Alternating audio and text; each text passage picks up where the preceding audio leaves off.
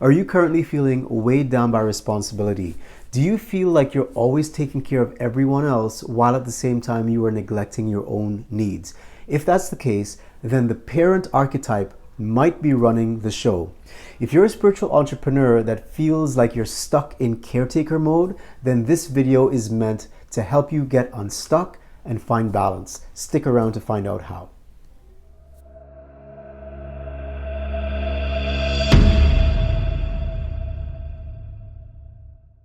Hello, welcome back to the channel. My name is Jose De Castro and I'm a psycho-spiritual coach that helps spiritual entrepreneurs get unstuck by helping them to reconnect with their true authentic selves. Today, we're diving into the parent archetype, its strengths, its weaknesses, and how to balance it for a thriving business and a thriving life. So first of all, what is an archetype? An archetype is a universal and timeless pattern or template that underlies the way that we think, the way that we talk, the way that we show up and act in the world, irrespective of where we come from or the time period in which we live. So a good way of thinking about what an archetype is when you have that experiment with the paper and the magnet underneath and you toss iron filings on the top.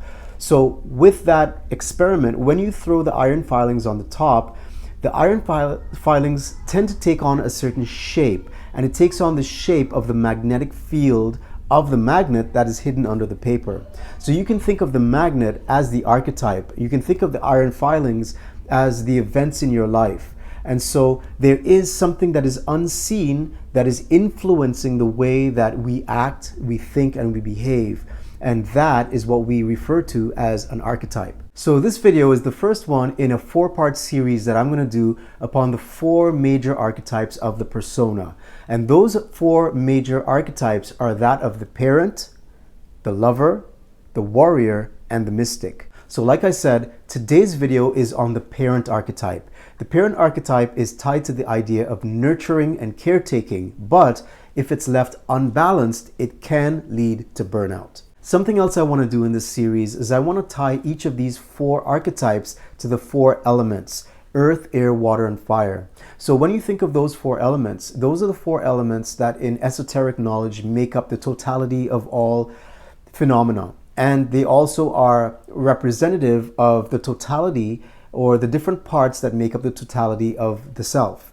And so when you think about the 4 archetypes of the parent, the lover, the mystic, and the warrior, you can think of these as 4 different types of qualities that if you are balanced and whole, you should contain all of these within your psyche. So the parent archetype is associated with the earth element, and the earth element represents the idea of grounding, of stability, and of growth.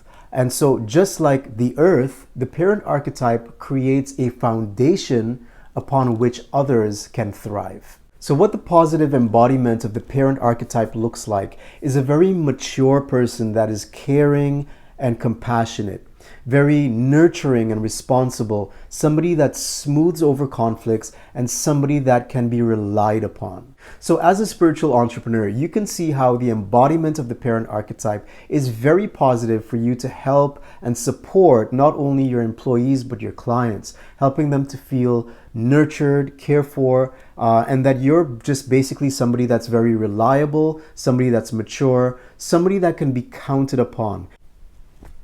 So as you can see, without a doubt, this archetype is very positive for spiritual entrepreneurship if it's actually embodied in a positive way, in sort of like the higher manifestation of what that actually looks like. But every single archetype can actually be positively integrated and manifested, but also very negatively as well. And so I want to talk about some of the potential pitfalls for the parent archetype if someone is embodying it in an unbalanced and negatively polarized way. Now, of the 4 archetypes of the persona, the parent, the lover, the mystic, and the warrior, the parent and the lover are sort of outwardly facing, whereas the warrior and the mystic are sort of inwardly facing.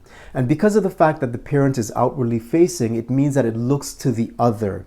So if the parent archetype is not manifesting in a way that's positively aligned, or is more sort of a negative manifestation of that archetype, what that could look like is when that parent archetype is looking at another, it looks at that other as a way of validating itself. So in that case, somebody that is manifesting the parent archetype in a negative way is actually serving someone else unconsciously because of the fact that they feel a sense of self-worth in so doing.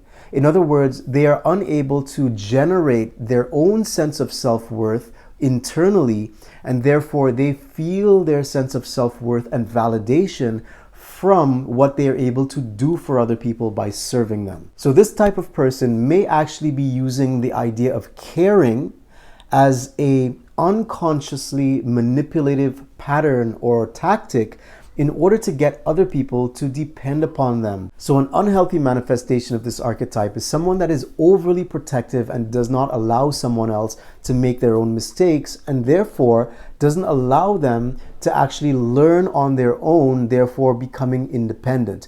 Because there is a fear that if that person is not dependent upon them, then it means that they lose their sense of self-worth and their validation. Another unhealthy manifestation of the parent archetype is a person that is always avoiding conflict and is unable to set and uphold boundaries.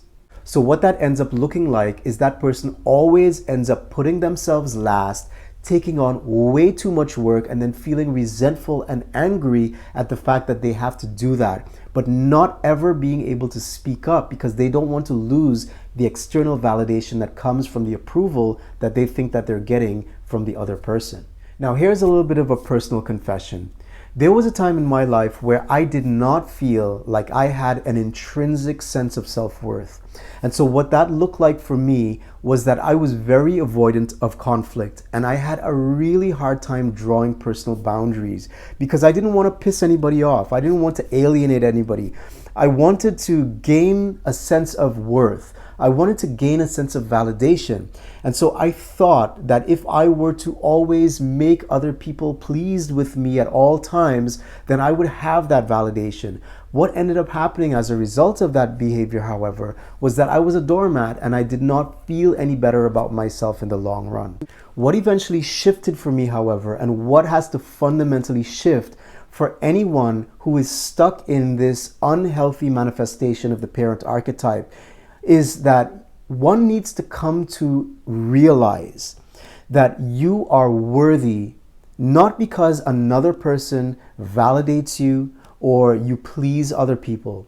You are worthy simply because you exist, because you are an aspect of the divine.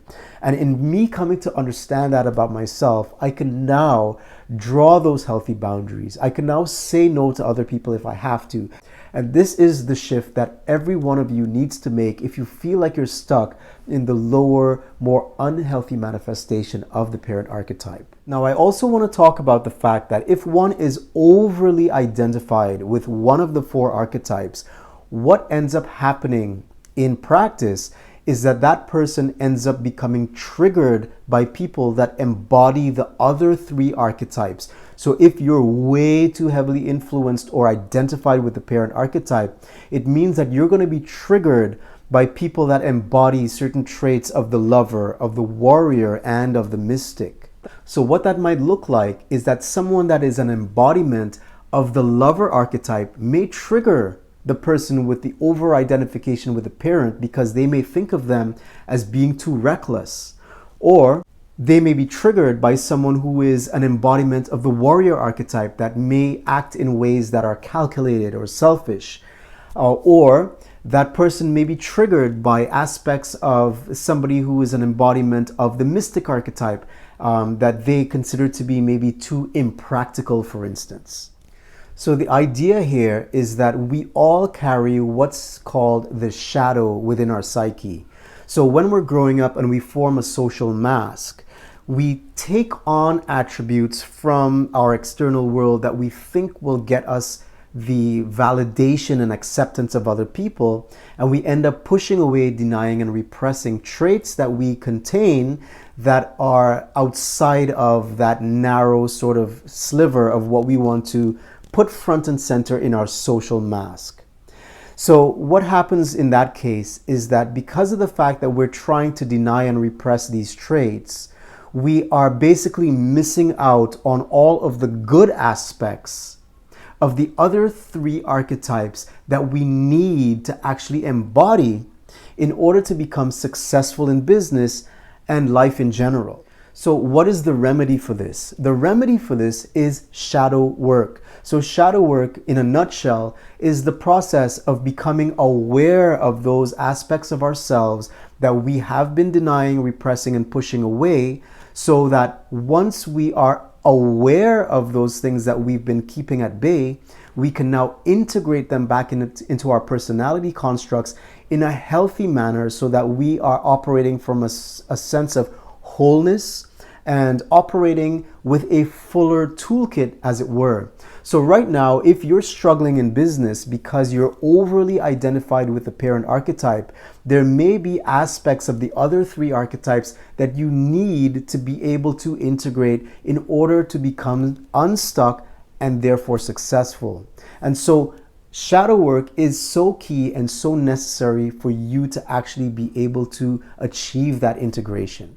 Now, guys, I want to remind you that as a psycho-spiritual coach, shadow work is something that I take my clients through, and I help them to actually integrate their shadows in a way that helps them get unstuck and helps them become successful in their business ventures. Also, if you are interested in finding out which of the four archetypes you are most heavily identified with, and therefore to become more aware of your strengths and challenges, I have a quiz that I'm linking in the description below that you can take free of charge. It takes about 5 to 10 minutes.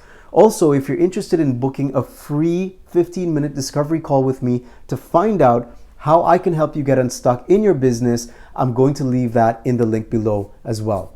So just to recap really quickly, the parent archetype is that of the grounded earth, that which nurtures, that which cares for others, and helps other people to thrive by giving them a firm foundation upon which to stand. But if one is overly identified with that archetype in an unhealthy way, there could be a burnout that they're experiencing because of the fact that they're overly extending themselves towards other people in order to get validation from them, which they will never ever end up really experiencing outside of the ability to understand that validation comes from within. So once again, nothing wrong with the parent archetype. It's necessary. You want to actually embody the parent archetype in a positive way in your life, and you want to do the shadow work around it if you want to really be able to bring in all of the other archetypes that are necessary for you to thrive and operate from a full toolkit. Hey friend, if you're still here, I'd like to thank you for sticking around. Please hit the like button as it helps me to grow the channel. If you like this video, here's another one you might like. Here's a playlist that you might find helpful, and subscribe for more content and the other 3 videos in the series on the archetypes of the persona.